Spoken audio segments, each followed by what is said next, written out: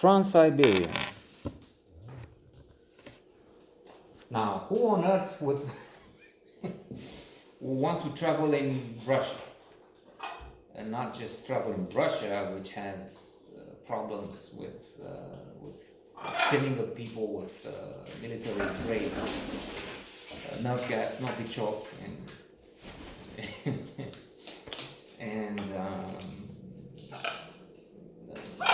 it's a tyranny, corruption. It's the Magnitsky Act.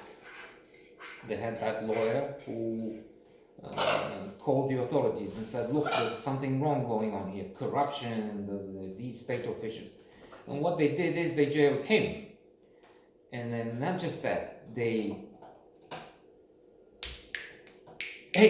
taught him a lesson for others to see what's happening if you do what's doing. And they killed him. They abused him.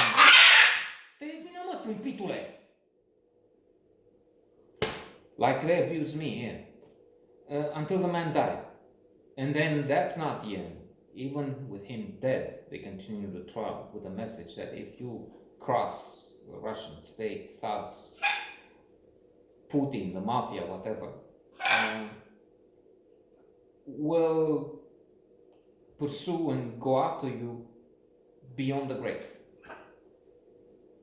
Now, the US has voted in Congress, Magnitsky, the sanctions for the people who were connected with that case, with the poor man who died in prison. They killed him in prison because he just said, look, there's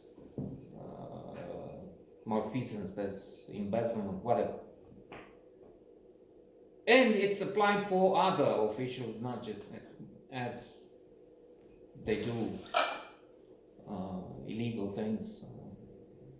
They don't get visas, they have all sorts of repercussions.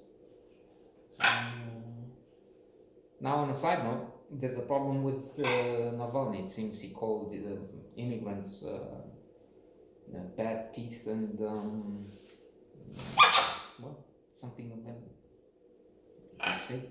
something bad. I was going to say cockroaches, but since I'm not sure what exactly he said, but he said something. So that's not returning.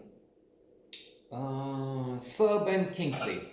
He's not the good seraphic Gandhi now for role for which he won the Oscar and became a monument of the sacred monster.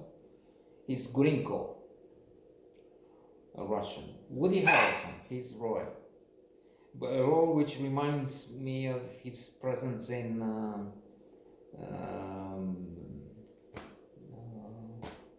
what's the name of that movie with Robert Redford and Demi Moore, in which Redford, as a rich guy, offers $1 million for a night with a wife.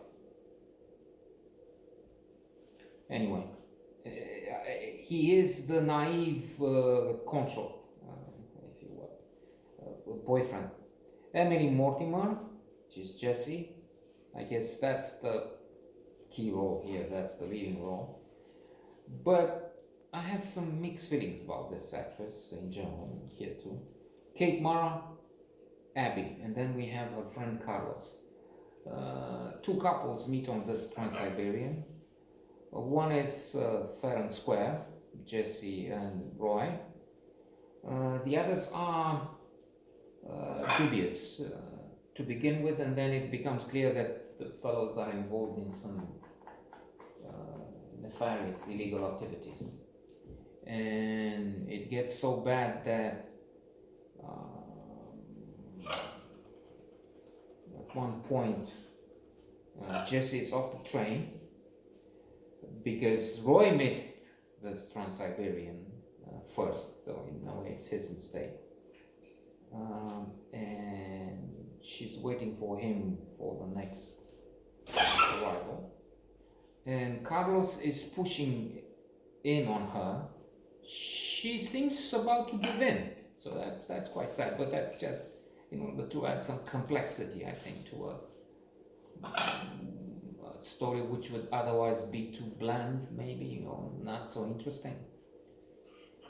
Anyway, the Spanish fellow has some Russian dolls. And the Russian dolls may be hiding something expensive and dangerous. And Gringo might be after that, together with his party of thugs, who are both. So we return in a circle to what I was trying to say at the beginning. Representing the law, making the law,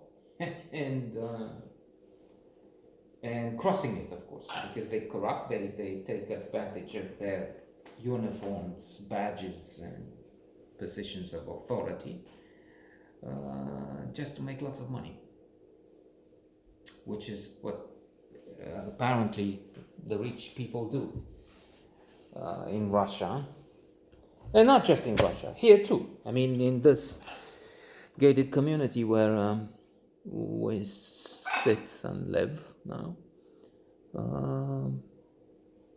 I'm guessing 2/3, maybe more, have been involved in all kinds of fishy, if not worse, deals. They've worked for the state and they accumulated small fortunes, which is an oxymoron. I mean, to have things they show off with, they will need to work for the state for hundreds of years.